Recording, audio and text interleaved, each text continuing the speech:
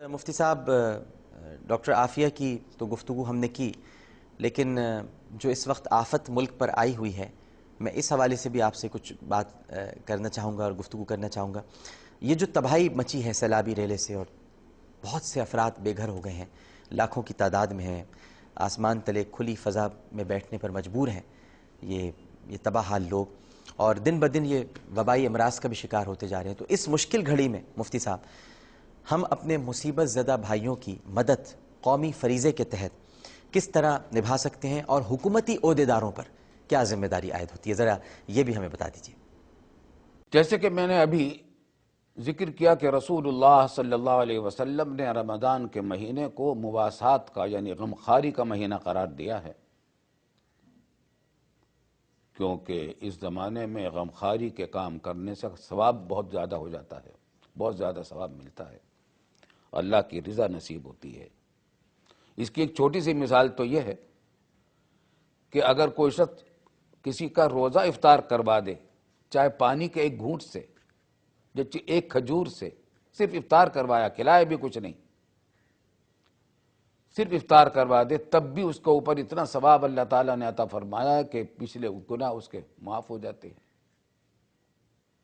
اور جتنا ثواب اس روزہ دار کو ملا وہ تو ملے ہی گا اس کو، اتنا ہی ثواب اس کو بھی اس روزے کے برابر مل جائے گا۔ تو ایک چھوٹی سی نیکی کی قیمت کہاں سے کہاں پہنچا دی گئی ہے رمضان المبارک میں، غمخواری کی قیمت ہے۔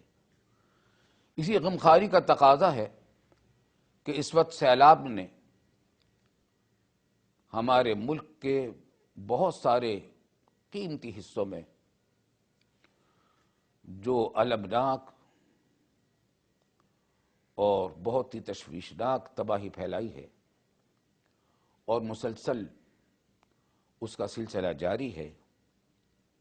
اس میں ہم اپنے متاثر بھائیوں، بہنوں، بچوں، بیٹوں، بہنوں اور ماؤں کو بچانے کے لیے، ان کے نقصانات کو ہلکا کرنے کے لیے، ان کے نقصانات کی تلافی کے لیے ہم جو کچھ کر سکتے ہوں اس میں دریغ نہ کریں۔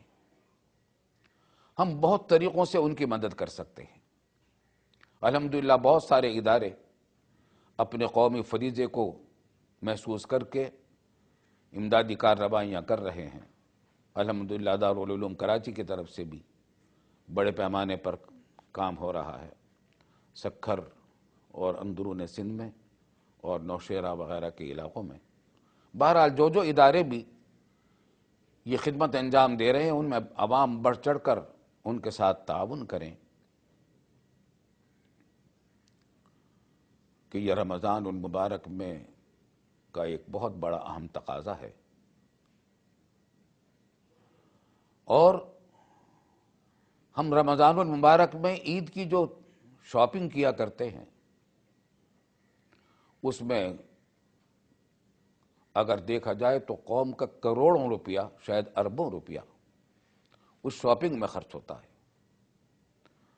اس مرتبہ اپنے ان بے کس اور بے بس، بے سہارا اپنے ہم وطنوں کی مدد کے لیے وہ روپیہ بچا کر ان کی خدمت میں لگایا جائے۔ اس سے ہماری عید میں کوئی کمی نہیں آئے گی، اور یہ ایک پیغام ملے گا۔ ہم اگر یہ طے کر لیں کہ اب ہم عید کے لیے نئے جوڑے نہیں بنائیں گے، نئے جوتے نہیں خریدیں گے، نئے زیورات نہیں بنوائیں گی خواتین، بلکہ اپنی ماؤں، بہنوں اور بیٹیوں کی مدد کریں گی جو اس وقت ایک ایک نوالے کو ترس رہے ہیں۔ ابھی ڈاکٹر فوزیہ صدیقی، ڈاکٹر عافیہ کی بہن، بڑی بہن، وہ مجھے فون پر بتلا رہی تھی کہ وہ 4 سدے کے علاقے میں بہت ساری کچھ دوائیں ان کے پاس جمع ہو گئی تھی، کئی لاکھ روپے کی۔ وہ پہنچی ہیں وہاں ایک کیمپ میں، تو اس سرکاری کیمپ میں تو کوئی آدمی ملا نہیں، متاثرین کافی تعداد میں تھے۔ دواؤں کی انہوں نے خبر دی تو ایک بچی بولی کہ آپ دوائیں لے کر آئی ہیں، کاش کوئی بسکٹ لے کے آ جاتی.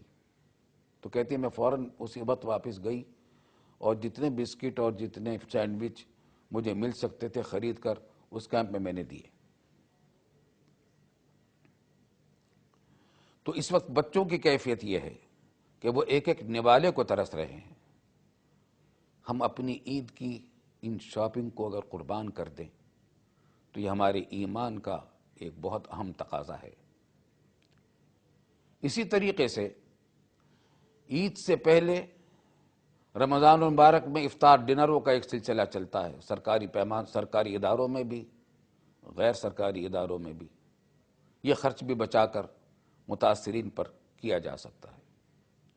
اسی طریقے سے رمضان المبارک کی مبارکباد کے کارڈ اور عید کے عید کارڈ بڑے پیمانے پر سرکاری اداروں، سرکاری شخصیات کی طرف سے بھی جاری ہوتے ہیں، اور دیکھا جائے تو اس میں بھی کروڑوں کروڑوں روپیہ خرچ ہو جاتا ہے ان کی طباعت پر، چھپائی پر، ان کو ڈاک سے بھیجنے پر.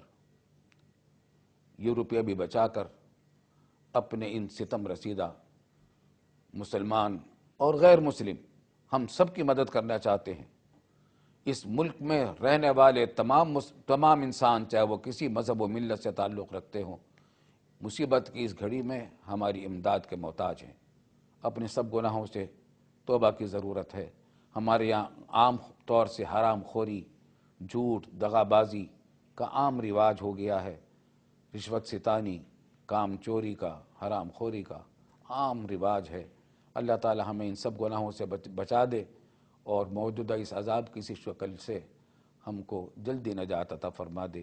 اپنے سب گناہوں سے ہمیں توبہ کی توفیق عطا فرمائے اور یہ عذاب ہم سے دور ہو جائے اور ہماری قومی بیٹی، قوم کی بیٹی عافیہ صدیقی جلد عافیت کے ساتھ، عزت کے ساتھ، خوشیوں کے ساتھ واپس آ جائے. بہت بہت شکریہ مفتی محمد رفیع عثمانی صاحب. اور اب ہمارے جو ماشاءاللہ مہمان یہاں پر موجود ہیں ان سے گفتگو کا آغاز کریں گے، لیکن پہلے ایک وقفہ لے لیتے ہیں. وقفے کے بعد دوبارہ حاضر ہوں گے. السلام علیکم ورحمۃ اللہ.